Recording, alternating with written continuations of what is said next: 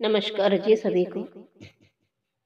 मानव धर्म जनजागृति YouTube channel में आपका स्वागत है। दोस्तों, आज के वीडियो में हम बात करेंगे परमात्मा एक मार्ग के सेवक सुबह की विनंती करते हैं, उस विनंती के प्रत्येक शब्दों का क्या महत्व है। चलिए वीडियो की शुरुआत करते हैं। विनंती इस शब्द का अर्थ ही है अनुरोध। हम जब सुबह की विनंती करते हैं, भगवान से अनुरोध विनम्रता पूर्वक करते हैं। देखिए, भारत देश यह धर्म प्रधान देश है। यहाँ का जन जीवन धर्म और संस्कृति का बड़ा ही प्रभाव है। सुबह की दिनचर्या से निवृत्त होकर सभी सेवक भगवान से विनंती आराधना करते हैं। सुबह की विनंती के प्रत्येक शब्द का बहुत ही बड़ा महत्व है, क्योंकि बाबा ने विनंती के माध्यम से सेवकों को दैवी शक्ति का परिचय करवाया है। भगवान के करीब पहुंचने का रास्ता है भगवान से संबंधित होना, यानी कि सुबह की विनंती करना है। विनंती करना धार्मिक क्रिया है। ब्रह्मांड के अलौकिक दैवी शक्ति का, यानी कि भगवान से जोड़ने का कार्य ही विनंती है। सुबह की विनंती से मानव के अंदर सात्विक ऊर्जा का निर्माण होता है। विनंती का अर्थ है जीवात्मा के साथ सक्रिय होना, अनन्य भक्ति, भगवान प्राप्ति के लिए आदर्श अर्थता, व्याकुलता की भाव विभक्ति है। अतः मनुष्य के अंदर जिस प्रकार के भाव उत्पन्न होंगे, उसी प्रकार के फल की प्राप्ति होगी। हम जिस प्रकार की भावना रखकर भगवान के समक्ष इच्छा पूर्ति हेतु उसी प्रकार के फल भगवान हमें देते।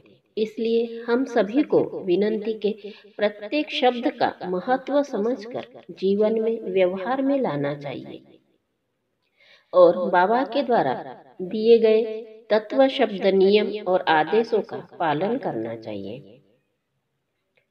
महान त्यागी बाबा जुमदेव जी ने कठिन परिश्रम से त्यागमय जीवन जीते हुए एक भगवान की भगवत कृपा प्राप्त की, और वही भगवत कृपा इस मार्ग में आने वाले प्रत्येक सेवक को निष्काम भाव से दैवी शक्ति का परिचय करवाया। परमात्मा एक मार्ग के सेवक हर रोज सुबह विनंती करते हैं, जिससे हम संकल्पवादी, दृढ़वादी और कर्मयोगी बनते हैं। हम रोज संकल्प करते हैं कि मैं तत्व, शब्द, नियम का पालन करूंगा। जब संकल्प करते हैं तो हमारा विश्वास बढ़ता है और वही विश्वास आत्मविश्वास में बदल जाता है, और आत्मविश्वास की सबसे बड़ी शक्ति को हम वचन देते हैं गुरु के आदेश का पालन करेंगे।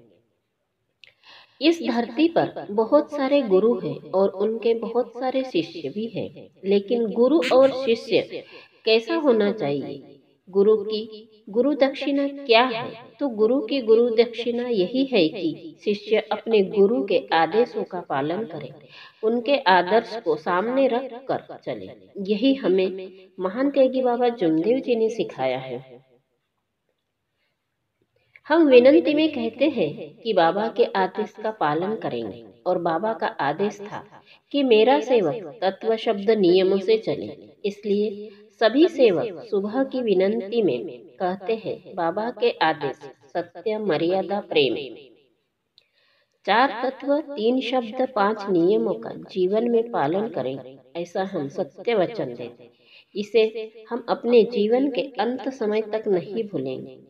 जब कोई भी सेवक ऐसी विनंती या प्रार्थना भगवान से करता है तो वह गुरु को सबसे बड़ी गुरु दक्षिणा देता है।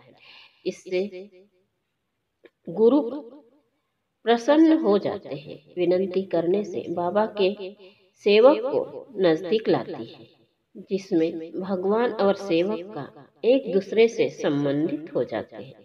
विनंती और प्रार्थना में इतनी बड़ी ताकत है। जब हम सेवक भगवान के सामने बच्चे बनकर विनंती करते हैं तो भगवान उसके ऊपर अपनी कृपा दृष्टि बनाते हैं और उनके सारे दुख से मुक्त करते हैं। एक भगवान का हमें इसी से परिचय मिलता है। इसी प्रकार वह सेवक आत्मानुभूति बन जाता है। और आत्मानुभूति यह परिचय सबसे बड़ा अनुभव है जो सेवक रोज तन मन धन से विनती और प्रार्थना करता है। उसे आत्मानुभव अनुभव उसके कर्म से होता है। वह अपने जीवन का पूरा आनंद उठाते हुए जिंदगी को जीता है। यही विनती के प्रत्येक शब्दों का बहुत ही बड़ा महत्व है। आज की वीडियो में बस इतना ही। यदि वीडियो पसंद आए तो लाइक करें, शेयर करें और सब्सक्राइब करना ना भूलें। नमस्कार जी, धन्यवाद।